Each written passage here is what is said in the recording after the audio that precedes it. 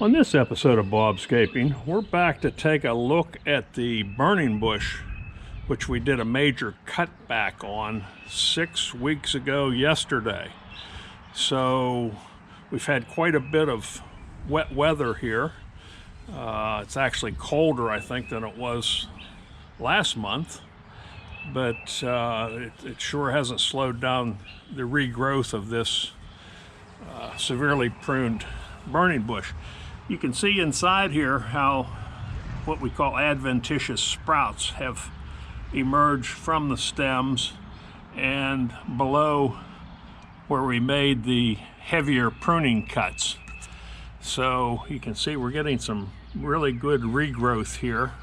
There's a good example of how new sprouts will come below a cut.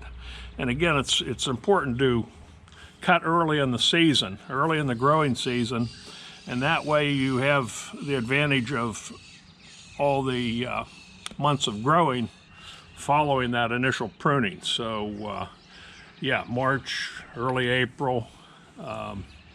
So there it is. I mean, it's with a little light trimming here in another month or so, it's well on its way to being a rejuvenated shrub.